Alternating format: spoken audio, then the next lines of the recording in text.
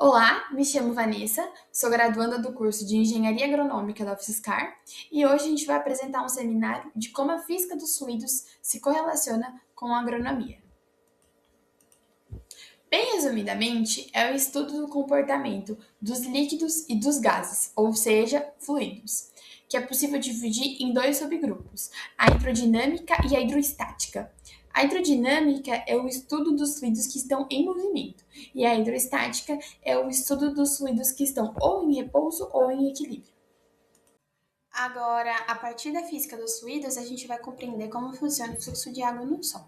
Para isso, eu dividi em quatro tópicos para ficar fácil o entendimento. Vamos começar então com o tópico poros no solo. Esse tópico a gente consegue compreender que o tamanho do poro está totalmente relacionado com a capacidade do solo em absorver e reter água. Quanto maior o poro, por exemplo, em solos arenosos, maior a absorção. Então, assim que a água entra em contato com o solo, o solo já consegue absorver totalmente a água. Porém, a retenção ela é muito menor, devido aos poros serem maiores mesmo. Porque o solo não segura a água. Já em poros menores, por exemplo, em solos argilosos, a absorção ela é muito mais lenta. Então, ao a água entrar em contato com o solo, ela demora mais para absorver. Mas uma vez que é absorvida, a retenção é muito maior, porque ela consegue segurar essa água no solo. Dessa forma, a gente consegue concluir que o tamanho e a retenção é inversamente proporcional, uma vez que quanto maior o poro, menor a retenção. Já a gente consegue compreender também que quanto maior o poro, maior a absorção. Então, o tamanho do poro e a absorção são diretamente proporcionais, enquanto a retenção e o poro são inversamente proporcionais. Agora a gente vai falar do segundo tópico, que é o potencial da água no solo. Para a gente compreender bem esse tópico, a gente precisa lembrar que na natureza tudo tem de equilíbrio. Então, e não seria diferente, né? Então, a água, ela sempre vai se deslocar da região de maior potencial para a região de menor potencial. Isso vai ser essencial para a gente poder entender os três tópicos abaixo. Vamos começar então com o potencial gravitacional. Isso quer dizer, potencial gravitacional é totalmente ligado à gravidade, né? Então, quanto mais alto essa região estiver, maior o potencial gravitacional da água descer de acordo com o perfil do Sol.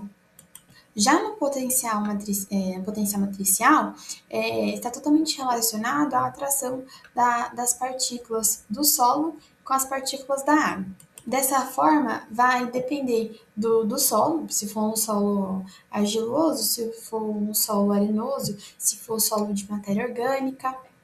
Dessa forma, cada um tem a sua peculiaridade e que segura mais e são maiores as atrações. Dessa forma, quanto maior a atração das partículas, mais segura a água nesse solo. E quanto menor, mais fácil é a evaporação dessa água. E o ponto de pressão quer dizer o quê? O ponto de pressão está totalmente relacionado a solos saturados. Então, quanto mais saturado está um solo, ou seja, um solo está encharcado, maior essa água, esses poros ele tendem a repulsar a água. Não necessariamente a água ela vai para fora do solo, mas ela tende a expulsar para as regiões laterais a água. Então, novamente, tende ao equilíbrio. Sai da onde tem mais água para onde tem menos água. Agora vamos para o tópico 3, que é a capacidade de drenagem, que está totalmente relacionada ao fluxo de água no solo. E novamente está interligado com o tamanho dos poros, porque a depender do tamanho dos poros, existe mais rápido acontece esse fluxo. Então, em poros menores, que é o solo argiloso, o fluxo é muito lento. Pelo solo segurar, reter mais mesmo a água, essa água demora a se espalhar. Por mais que tenha o equilíbrio, a gente tem que sempre lembrar desse ponto, ela acontece de forma mais lenta. esse equilíbrio, né, acontece de forma mais lenta. Já com os poros maiores, que é em solos arenosos, esse fluxo é muito mais rápido, novamente tendendo ao equilíbrio. Agora vamos no tópico 4, falando da capilaridade, que também é um ponto super importante para a agricultura, e novamente está totalmente relacionada ao raio dos poros. Então, quanto menor o raio, menor o poro, maior a capacidade de capilaridade. Então, em solos argilosos, a gente consegue uma maior capilaridade entre os poros. Já em solos arenosos, a capilaridade é muito menor. O que acontece? Em solos menores, no caso argilosos, a capilaridade é menor. Então, contra a gravidade mesmo, e novamente lembrando da natureza atender ao equilíbrio, a água consegue se transportar da região mais profunda do solo para a região mais superficial. Essa mudança, esse equilíbrio, novamente, tem tudo a ver com a capacidade de drenagem, porque ele acontece de forma lenta, porém a altura que ele chega é muito maior. Isso é essencial na seca, porque a água do lençol freático consegue subir até a superfície. Novamente, de forma muito lenta, mas consegue, tem essa capacidade. Já em solos arenosos, também existe essa capilaridade, só que muito menor comparado com os solos argilosos. E do mesmo jeito que a água infiltra rápido, ela também sobe rápido, só que ela sobe em alturas menores. Então, comparado com solos argilosos, é um terço, praticamente. Ou até menos, porque a atração entre as moléculas ela é muito menor devido ao afastamento uma da outra. Então, a gente pode concluir que a capilaridade e o raio são inversamente proporcionais.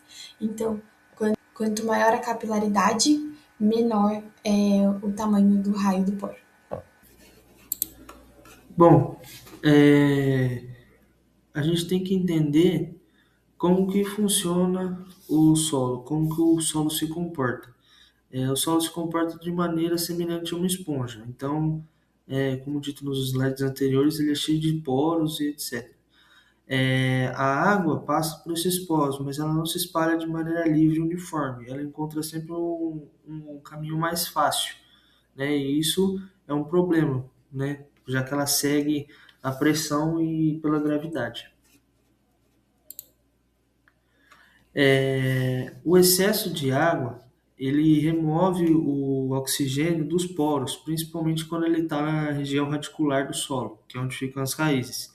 Isso leva à anexia, e aí, sem a respiração aeróbica, as raízes não vão conseguir absorver os micros e macros nutrientes, e isso vai afetar muito o desenvolvimento da planta. Em relação à química, a saturação vai modificar, vai mudar os potenciais redox do solo. Isso vai interromper muitos processos químicos que são muito importantes, e isso vai gerar grande perda de nitrogênio. Bom, como a engenharia agronômica entra nesse assunto em conluio com conceitos físicos. Houve um estudioso da época que é o Hugh Hodge, e ele fez uma equação para a gente conseguir dimensionar os drenos e para calcular a condutividade hidráulica. Isso vai ser muito importante junto com os testes feitos a campos. Isso é de extrema importância. Por capilaridade, muitos sais são atraídos para a superfície, né, se concentrando ali naquela região, que também é uma região de extrema importância, porque é onde ficam as raízes das plantas e etc. Sem a drenagem correta do solo, né, se houver muito empoçamento de água ou umas áreas mais secas, a gente não vai ter a lavagem dos sais, que é levar esses sais para baixo. Então os sais vão ficar concentrados ali. E a concentração desses sais ali gera muita perda de nutriente para a planta, e até o solo pode ser considerado não saudável, né, ou não fértil por conta desses sais. A gente tem diversos indicadores físicos e químicos para a gente identificar isso no solo. Um dos indicadores químicos é a, a redução do ferro, que isso a gente identifica numa análise de solo, e os físicos, a cor. Quando a gente tem essa redução do ferro, o solo vai ficar mais acinzentado, que é, como a gente diz, acinzentado ou azulado, a gleisação do solo, né? E quando a gente tem um solo que ele é bem oxigenado, essa redução não acontecer, vai acontecer a oxidação do ferro. E a gente vai ter tons vermelhos e amarelados no solo, e aí a gente caracteriza esse solo como saudável e fértil. Boa tarde, pessoal, tudo bem? Nesse slide eu vou mencionar um pouco, né, dessa parte da física de fluidos que a gente está falando sobre as tecnologias de aplicação. Seguindo com uma pequena introdução, né, cada tópico também eu vou falar um pouco das partes da física que está relacionada com cada tópico e assim por diante. Então, a física dos fluidos ela determina como a cauda se comporta desde o tanque até o alvo. A tecnologia consiste na aplicação dos conhecimentos científicos a um determinado processo produtivo. Ou seja, entende-se como emprego dos conhecimentos científicos que proporcione a correta colocação do produto biologicamente ativo no alvo, em quantidade necessária, de forma econômica e com o mínimo de contaminação em outras áreas. Nesse primeiro tópico que eu vou falar, que é a diferença entre pulverização e aplicação, primeiro, na pulverização. Pulverização é um processo físico-mecânico de transformação de uma substância líquida em partículas ou gotas. A parte de aplicação. A aplicação é quando ocorre a deposição de gotas sobre um alvo desejado, com tamanho e densidade adequado ao objetivo proposto. A física por trás de tudo isso, a gente tem a parte de conservação de energia, vazão e continuidade. A parte de conservação de energia está relacionada com a energia cinética e de pressão fornecida pela bomba do pulverizador, que é transformada em energia de superfície. Ou seja, para romper o líquido e criar bilhões de pequenas gotas, o sistema precisa vencer a força de coesão interna do fluido.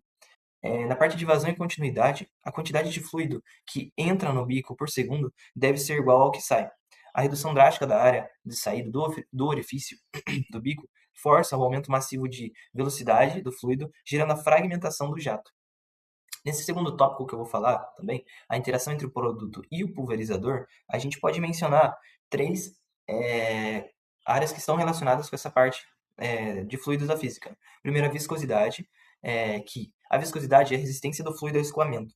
Quando defensivos concentrados, eles alteram a viscosidade da água, ou seja, assim que fluidos mais viscosos, exigindo maior pressão hidrostática da bomba para manter a mesma vazão, quando cai nas plantas. A perda de carga. O atrito do fluido com as paredes internas das tubulações e curvas do pulverizador dissipa energia na forma de calor, ou seja, fisicamente isso reduz a pressão útil que chega até o bico aplicador. Tensão superficial. A força de atração entre as moléculas na superfície do líquido, produtos com alta tensão superficial, formam gotas maiores e resistem à quebra. No próximo slide eu vou acabar falando sobre questão de interação com a planta, enfim. Então, pessoal, nesse slide eu vou falar meio rapidinho, só para não prolongar o vídeo e ficar muito longo, tá bom? Nesse terceiro tópico que a gente vai falar, que é o tamanho das gotas, as pontas de pulverização produzem um espectro variado de gotas, sendo classificadas como fina, média e grossa, pelo diâmetro mediano volumétrico, que divide o volume aplicado em duas partes iguais. Este tamanho de gota dita a dinâmica da névoa e a qualidade da aplicação, influenciando diretamente os riscos da deriva e evaporação, além da capacidade de penetração do dossel e cobertura do alvo. Nesses três tópicos, nesse tópico, tem essas três áreas que estão relacionadas com a física desse tipo de tamanho das gotas. Dinâmica de partícula e força de arrasto. Ou seja, quando a gota sai do bico, ela enfrenta a resistência do ar. Gotas muito pequenas possuem pouca massa e perdem a velocidade rapidamente, ou seja, baixa energia cinética. Elas ficam sujeitas às correntes de vento do ambiente, gerando a deriva, ou seja, o fluido flutua e não atinge o alvo, que é necessário, né, que é o objetivo.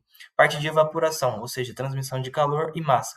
Gotas minúsculas possuem uma relação de área de superfície por volume muito alta, ou seja, fisicamente, isso significa que elas evaporam quase por inteira antes de chegar na planta, antes de tocar a folha, gerando desperdício financeiro de 100% daquele volume.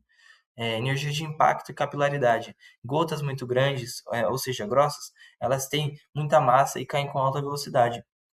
Ou seja, ao bater na folha, a energia cinética é tão alta que a gota escorre ou rebate caindo no solo. Aí o ideal é o equilíbrio onde a força de adesão líquido e planta seja maior que a força de coesão, que é líquido e líquido, permitindo que a gota se espalhe por força de capilaridade, espalhe na folha por capilaridade. Ou seja, por isso que entra o papel dos adjuvantes que eu vou falar agora. Nesse quarto tópico, os adjuvantes de pulverização eles são usados como herbicidas pós-emergentes para ajudar a superar as barreiras que impedem o movimento da planta, da superfície da folha para o interior da célula. Ou seja, ele vai ajudar a dissolver melhor o produto para que a folha da planta absorva melhor. Principais adjuvantes: temos surfactantes concentrados de óleo vegetal e fertilizantes de amônio. O que mais agride as plantas, que é o mais agressivo, é o de óleo vegetal, e o que é o menos agressivo, que eu vou falar como exemplo, é o fertilizante de amônio. O fertilizante de amônio, ele não ataca a estrutura física da folha. O amônio ele entra por meio de reações químicas, ele atua, por meio de reações químicas na água e estimula canais de transporte biológico que a própria planta já utiliza para absorver os nutrientes. É uma substância puramente nutricional que altera o pH local da planta. Ou seja, nessa imagem que a gente está vendo aí, nessa planta, primeiro ela está sem o adjuvante, né? E quando jogado o produto, ela não consegue absorver tanto, ele escorre. Aí logo quando se adiciona o adjuvante, pode ver que a planta tem uma capilaridade melhor, ou seja, ela absorve melhor os produtos, herbicida, inseticida que é usado. Então essa é a minha parte. Bom, agora eu vou falar um pouquinho sobre o sistema de irrigação. E eu queria começar dizendo que a física possui um papel fundamental nos sistemas de irrigação, porque é muito utilizado na agronomia. Ela está diretamente relacionada ao movimento, à distribuição e ao aproveitamento da água nas lavouras. Através dos princípios físicos, é possível garantir a maior eficiência no uso da água, na economia de energia e no aumento da produtividade agrícola. E um dos principais fatores é a pressão da água, que é responsável pelo deslocamento da água dentro das tubulações. Essa pressão influencia diretamente o funcionamento de aspersores e gotejadores. E quando a pressão é inadequada, pode ocorrer algumas falhas na irrigação, como o desperdício de água principalmente. Agora, um outro aspecto que é muito importante também é a vazão da água, que determina a quantidade de água aplicada na plantação. O controle da vazão ajuda a definir o tempo correto de irrigação, evitando tanto o excesso quanto a falta de água para as plantas. Outro tópico é a mecânica dos fluidos, que também é muito utilizada na irrigação. Essa área da física estuda o comportamento da água em movimento, analisando fatores como a velocidade da água, a perda de energia nas tubulações e funcionamento das bombas hidráulicas. Esses estudos ajudam no direcionamento correto dos sistemas de irrigação. Além disso, a física está presente na infiltração da água no solo, explicando como a água penetra e se distribui entre os poros do solo. Características como textura, porosidade e retenção da água influenciam diretamente a eficiência de irrigação e o desenvolvimento das plantas. Outro ponto importante é o uso da energia nos sistemas de irrigação. As bombas hidráulicas utilizam a energia para transportar a água até as áreas de cultivo. Com o auxílio da física, é possível reduzir o consumo energético e aumentar a eficiência dos equipamentos. Portanto, nós conseguimos perceber que a aplicação da física na irrigação é essencial para promover a economia de água, a redução de desperdícios, o melhor aproveitamento dos recursos hídricos, o aumento da produtividade agrícola e a maior sustentabilidade no campo. Olá pessoal, agora eu vou falar um pouco sobre a hidrodinâmica de canais abertos. Ela é uma área da hidráulica que estuda o comportamento de águas em locais onde existe uma superfície livre em contato com a atmosférica, como rios, canais de drenagem, canais de irrigação e sulcos agrícolas. Aqui nesse slide podemos observar duas aplicações muito importantes dessa área dentro da agronomia: a irrigação por superfície e a drenagem agrícola. Bom, na irrigação por superfície, a água escoa naturalmente pela ação da gravidade, através de sulcos, faixas e canais de distribuição.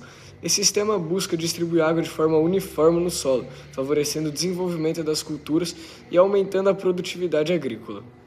Já na drenagem agrícola, os canais são utilizados para retirar o excesso de água no solo. Isso ajuda a evitar problemas como saturação das raízes, compactação do solo e redução da produtividade das plantações. Além dos fatores que falei no slide passado, esses processos também estão diretamente ligados à conservação do solo. Quando o escoamento da água é bem controlado, ocorre menor erosão e menor transporte de sedimentos, preservando a estrutura e a fertilidade do solo. Quando a água escoa com muita velocidade, ela aumenta a força sobre a superfície do terreno, removendo partículas do solo e causando processos erosivos.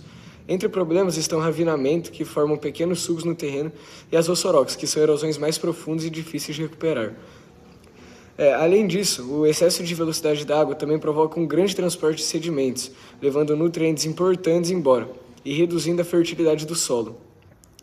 Por isso, o controle do escoamento da água possui grande importância na agricultura. Com técnicas adequadas, como canais com declividade controlada e manejo correto da vazão, é possível reduzir a erosão, conservar o solo e garantir uma produção agrícola mais sustentável e eficiente.